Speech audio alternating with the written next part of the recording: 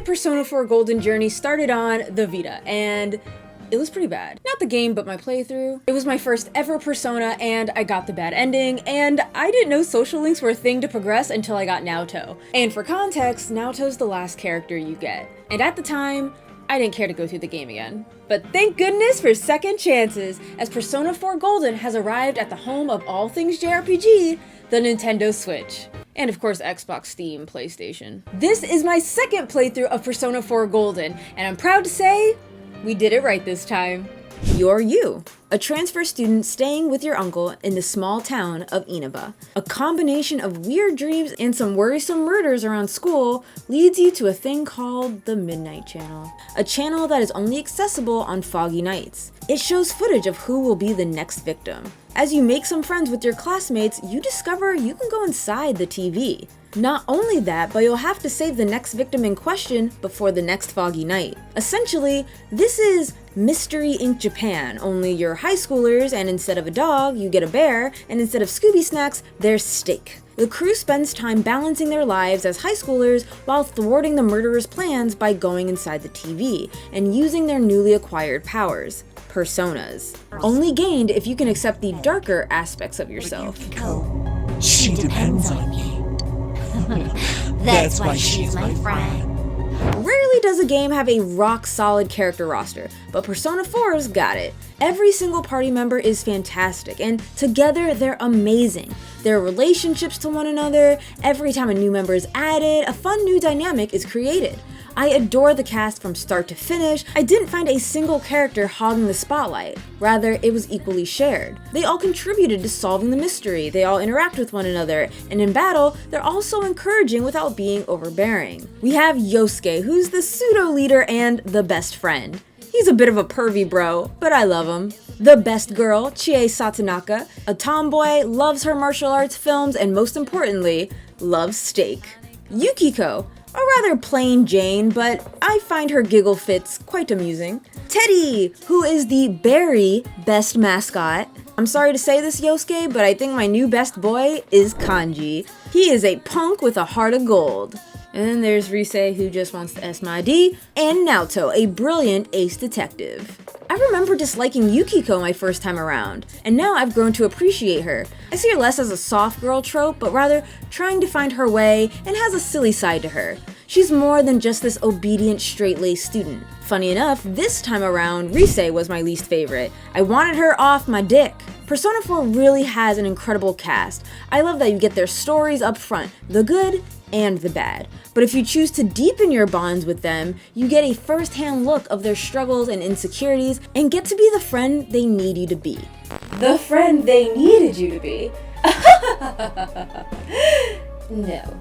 The people of your world say you're problematic, you're bad. You like seeing Yosuke poke fun at Kanji. How dare you think to enjoy the most toxic of characters? You enjoy Naoto's struggle of being taken seriously as a detective. You love to see your friends squirm. Everybody must be loving and accepting of everyone. There is no room for strife or imperfection. No room for your imperfection. Your strife. No room for you. Wait, no, stop. This isn't what I believe. I would never support a game like this. But you do. Twitter will be hearing about this. No, this is not me. Persona 4 Golden, for the most part, has good pacing. Yes, sometimes I get antsy and was over the story cutscenes because I just wanted to live my days hanging out with other people and fleshing out their subplots. I'd always try to clear dungeons day one so you had more time for social links. It all came down to side stories for me. That isn't to say the main story of figuring out who the killer wasn't intriguing, but these side stories be hittin'. I also really enjoyed the atmosphere of Persona 4. A small town, familiar faces, the early 2000s energy, having DVDs and referencing popular websites like My Places and Live Journals. Especially in 2023 where all these games are so vast, it was a pleasant change. I, for one, am happy I don't have to travel half a continent to get someplace. Persona 4 was already a hit on the PlayStation 2, but Persona 4 Golden on the Vita spruced things up with some added content. Persona 4 is a turn-based RPG where you balance having an ordinary school life while battling shadows, the ugly parts of the human heart, and saving those tossed within a TV. Let's start with the school life, which is segmented into parts of the day. Sometimes you'll have to answer a question in the morning. Lunchtime, people will offer to hang out with you after school. And after school is when you get to hang out with friends, do jobs, or partake in different activities.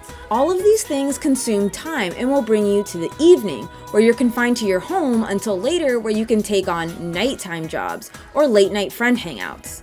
Quests are honestly busy work. Most tend to be, hey, find this item at an already completed dungeon, and the item they want won't spawn unless you get that quest from them, meaning you have to go back to an old dungeon and find it. It wouldn't have dropped while you were there in the first place. A giant waste of time, even with being rewarded. Some activities are barred off during certain days or unavailable due to weather. While outside the TV, there are two things you should be focused on. One, leveling up your social stats. These can be leveled up by answering questions correctly, enjoying a bowl of ramen, and taking on jobs. They come in handy when pursuing social links, essentially relations with notable NPCs. You spend time with them, learn their story, and earn a rank up in their corresponding arcana. In fact, you want to have a persona with the corresponding arcana to get the maximum effects of hanging out, and we'll see why that matters later. Not all social links are based on answering correctly. Some you have to do tasks for or level up as the story progresses. My personal favorite social links are Kanji, I love him more than I remember, and Hisano, an old woman who reflects on her life, and Naoki, who is constantly pitied. I found their stories to be beneficial to the characters, and some social links took a different approach than what I initially expected. You think you're gonna get sexy nurse? Instead, you get trauma. But you can't spend all the time making friends, as you have people to save before the fog settles in once again. Combat is only found within the TV world. You battle with personas. Each team member has one persona, who usually has one designated element, while you can wield multiple personas. Targeting enemy weaknesses or landing criticals will garner you one more, meaning one more attack. If you knock all the enemies down, you'll get an all-out attack, where the gang all joins in on beating ass and taking names. As you level up your social links with your teammates, they'll grow a little more helpful in battle, like helping you up and withstanding attacks for themselves and the player. As Persona 4 is one of those games, if the pro tag dies, the game is over. After victory, sometimes you'll be granted shuffle time. The goal is to get a sweep bonus by selecting every single dealt card. Sometimes that means sacrificing experience, items, and gold, but it means a guaranteed shuffle time, turning any useless cards into something viable, and you start with 3 picks instead of 1, so you're likely to keep the shuffle going. Here, you can gain more experience, money, stat boost, and levels for personas and personas themselves. Gaining personas by way of card shuffle is great and all, but the true power of personas come from fusions. This is done in the iconic Velvet Room, where you can fuse 2 or more personas, passing on moves from the fusion fodder to the one being created. Depending on how high your social link is with the corresponding persona's arcana, will give bonus experience. See why social links matter now? I loved creating a bunch of personas and quickly becoming hella OP. And if you happen to get attached to some of your fusion fodder, you can always consult the compendium, where you can buy back old personas as they were registered. So what I'm saying is, Persona 4 is half social simulation and half dungeon crawling RPG, and both sides are equally important, as you gotta wield the power of friendship and beef up the powers of the heart, a persona. These different gameplay elements complement each other so well and feel satisfying on all fronts. You get character development, storytelling, while getting stronger without traditional grinding.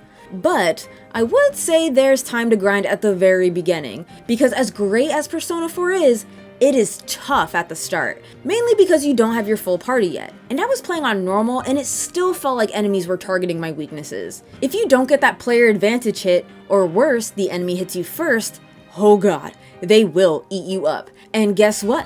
The same way you can down enemies, enemies can down you. It's brutal, but you can change the difficulty at any time. Some earlier bosses are notoriously difficult, but I assure you, if you can get over that hurdle, you'll be golden.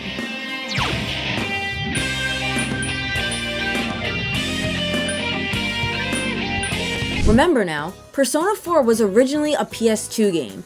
Golden came out on the Vita and is now ported on the Switch. So yeah, it looks like a PlayStation 2 game, but I find the PlayStation 2 aesthetic quite charming. I still think it holds up fine, I wasn't straining my eyes or anything. Also, something I've realized I want every JRPG to do is low health animations. You have them, enemies have them. There's something about that will always get bonus points from me. Now, a bummer is the dungeon design. It's all randomly generated dungeons, save for some floors being mapped a particular way. Everything looks pretty samey, and there isn't much reason to explore outside of chests. The animation, this is what I have mixed feelings on. I think close-up looks good, but anytime they're far away, they have that derpy looking face. You can see where they cut corners, and I hated it, because Persona's art style is consistently beautiful. When you see the character portraits and the subtle change of expression, it's great. So I knew they could do it, but maybe it was outside of their budget. But now the real highlight of Persona, does it ever have bad music? I think not. Frankly, the soundtrack is amazing. There's no bad songs. I have nothing but praise here. Theme songs, battle songs, while at school, while at home, and my favorite different dungeon themes. And my favorite track? It's The Club. I purposely grinded here just to bop to the music. I listened to this in the car, volume to the max. I don't even want to tell you what it's called, but if you know, you know.